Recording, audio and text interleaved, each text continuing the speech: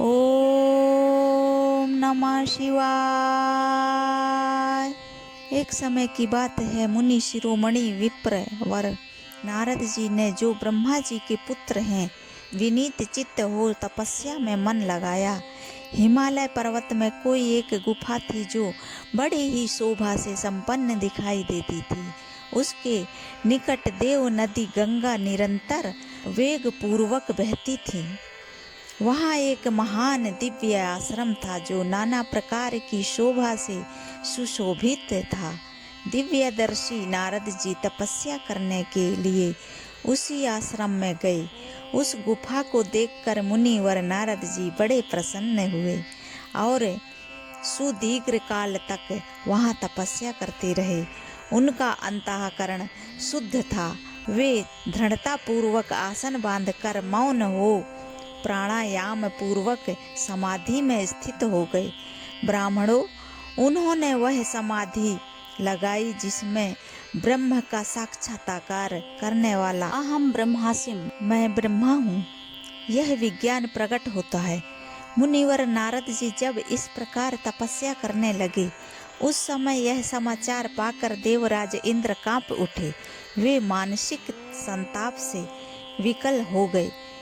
ये नारद मुनि मेरा राज्य लेना चाहते हैं। मन ही मन ऐसा सोचकर इंद्र ने उनकी तपस्या में विघ्न डालने के लिए प्रयत्न करने की इच्छा की। उस समय देवराज ने अपने मन से कामदेव का स्मरण किया। स्मरण करते ही कामदेव आ गए।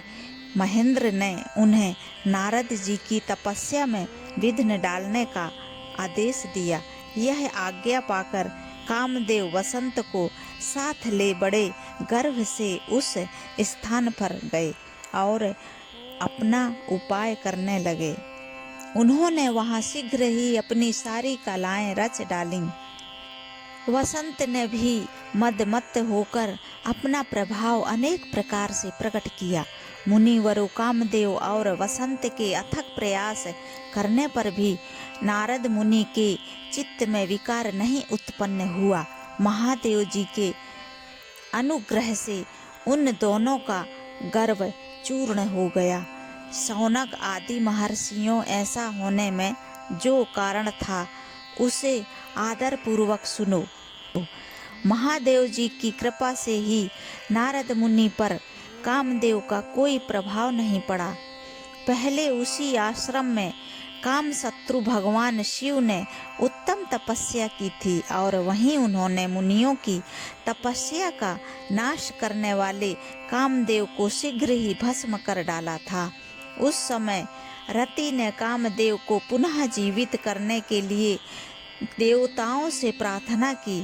तब देवताओं ने समस्त लोकों का कल्याण करने वाले भगवान शंकर से याचना की। उनके याचना करने पर वे बोले, देवताओं, कुछ समय व्यतीत होने के बाद कामदेव जीवित तो हो जाएंगे, परंतु यहाँ उनका कोई उपाय नहीं चल सकेगा। अमरगण, यहाँ खड़े होकर लोग चारों ओर जितनी दूर तक की भूमि को नेत्र से देख पाते हैं, वहाँ तक कामदेव के बाणों का प्रभाव नहीं चल सकेगा, इसमें संशय नहीं है। भगवान शंकर की इस युक्ति के अनुसार उस समय वहाँ नारद जी के प्रति कामदेव का निजी प्रभाव मिथ्या सिद्ध हुआ। वे शीघ्र ही स्वर्ग लोक में इंद्र के पास लौट गए। वहाँ कामदेव ने अपना सारा वृतांत और मुनि का प्रभाव कह सुनाया। तत्पश्चात इंद्र की आज्ञा से वे वसंत के साथ अपने स्थान को लौट गए। उस समय देवराज इंद्र को बड़ा विस्मय हुआ। उन्होंने नारद जी की भूरी भूरी प्रशंसा की, परंतु शिव जी की माया से मोहित होने के कारण वे उस पूर्व वृतांत को स्मरण न कर सके। वास्तव में इस संसार के भीतर सभी प्राणियों के लिए शंभु की माया को जानना अत्यंत कठिन है। जिसने भगवान शिव के चरणों में अपने आप को समर्पित कर दिया है, उस भक्त को छोड़कर शेष सारा जगत उनकी माया से मोहित हो जाता है। नारद जी भी भगवान शंकर की कृपा से वहाँ चिरकाल तक तपस्या में लगे रहे। जब उन्होंने अपनी तपस्या को पूर्ण हुई समझा तब वे मुनि उससे विरत हो गए। कामदेव पर मेरी विजय हुई ऐसा मानकर उन मुनीश्वर के मन में व्यर्थ ही गर्व हो गया। भगवान शिव की माया से मोहित होने के कारण उन्हें यथार्थ बात का ज्ञान नहीं रहा। वे यह नहीं समझ सके कि कामदेव की पराजित होने में भगवान शंकर का प्रभाव ही कारण है। उस माया से अत्यंत मोहित हो मुनि शिरोमणि नारद अपना काम विजय संबंधी वृतांत बताने के लिए तुरंत ही कैलाश पर्वत पर गए। उस समय वे विजय के मद से उन्मत्त हो रहे थे। वहां रुद्रदेव को नमस्कार करके गर्व से भरे हुए मुनि ने अपने आप को महात्मा मानकर तथा अपने ही प्रभाव से कामदेव पर अपनी विजय हुई समझकर उनसे सारा वृतांत कह सुनाया। वह सब सुनकर भक्त वात्सल भगवान शंकर ने नारद जी से, जो अपनी शिव की ही माया से मोहित होने के कारण काम विजय के यथार्थ कारण को नहीं जानते थे और अपने विवेक को भी खो बैठे थे, कहा। रुद्र बोले, तात नारद, तुम बड़े विद्वान हो, धन्यवाद के पात्र हो, परंतु मेरी यह बात ध्यान देकर सुनो। अब से फिर कभी ऐसी बात कहीं भी ना कहना। विशेषतः भगवान विष्णु के सामने इसकी चर्चा कदापि न करना। तुमने मुझसे अपना जो वृतांत बताया है उसे पूछने पर भी दूसरों के सामने ना कहना। यह सिद्धि संबंधी वृतांत सर्वथा गुप्त रखने योग्य है। इसे कभी किसी पर प्रकट नहीं करना चाहिए। तुम मुझे विशेष प्रिय हो, इसलिए अधिक जोर देकर मैं तुम्हें यह शिक्षा देता हूँ और इसे ना कहने की आज्ञा देता हूँ, क्योंकि तुम भगवान विष्णु के भक्त हो और उनके भक्त होते हुए ही मेरे अत्यंत अनुगामी हो। इस प्रकार बहुत कुछ कहकर संसार की सृष्टि करने वाले भगवान रुद्र ने नारद जी को शिक्षा दी। अपने वृतांत को गुप्त रखने के लिए उन्हें समझाया बुझाया, परंतु वे तो शिव की माया से मोहित थे, इसलिए उन्होंने उनकी दी हुई शिक्षा को अपने लिए हितकर नहीं माना। तदंतर मुनि शिरोमणि नारद ब्रह्मलोक में गए। वहां ब्रह्मा जी को नमस्कार करके उन्होंने कहा, पिताजी, मैंने अपने तपोबल से कामदेव को जीत लिया है।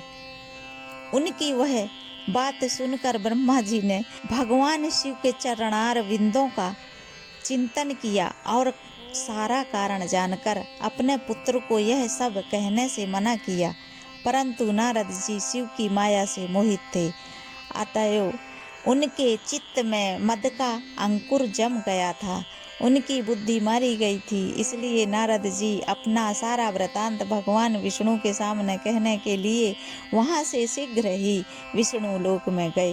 नारद मुनि को आते देख भगवान विष्णु बड़े आदर से उठे और शीघ्र ही आगे बढ़कर उन्होंने मुनि को हृदय से लगा लिया। मुनि के आगमन का क्या हेतु है, इसका उन्हें पहले से ही पता था।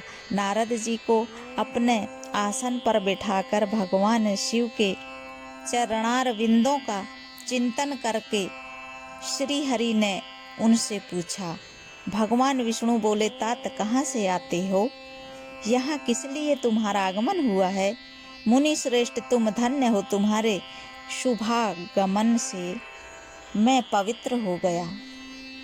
भगवान विष्णु का यह वचन सुनकर गर्व से भरे हुए नारद मुनि ने मद से मोहित होकर अपना सारा वृतांत बड़े अभिमान के साथ कह सुनाया। नारद मुनि का वह अहंकार युक्त वचन सुनकर मन ही मन भगवान विष्णु ने उनकी काम विजय के यथार्थ कारण को पूर्ण रूप से जान लिया। तत्पश्चात श्री विष्णु जी बोले, मुनि श्रेष्ठ, तुम धन्य हो, तपस्या के तो भंडार ही हो, तुम्हारा हृदय भी बड़ा उदार है। मुने, जिसके भीतर भक्ति ज्ञान और वैराग नहीं होते, उसी के मन में समस्त दुखों को देने वाले काम मोह आदि विकार शीघ्र उत्पन्न होते हैं। तुम तो नैष्ठिक ब्रह्मचारी हो और सदा ज्ञान वैराग्य से युक्त रहते हो, फिर तुम में काम विकार कैसे आ सकता है? तुम तो जन्म से ही निर्विकार तथा शुद्ध बुद्धि वाले हो। श्री हरि की कही हुई ऐसी बहुत सी बातें सुनकर मुनि शिरोमणि नारद जोर जोर से हंसने लगे और मन ही मन भगवान को प्रणाम करके इस प्रकार बोले। नारद जी ने कहा, स्वामिन, जब मुझ पर आपकी कृपा है तब बेचारा कामदेव अपना क्या प्रभाव दिखा सकता है। ऐसा कहकर भगवान के चरणों में मस्तक झुकाकर इच्छा अनुसार विचारने वाले नारद मुनि वहां से चले गए।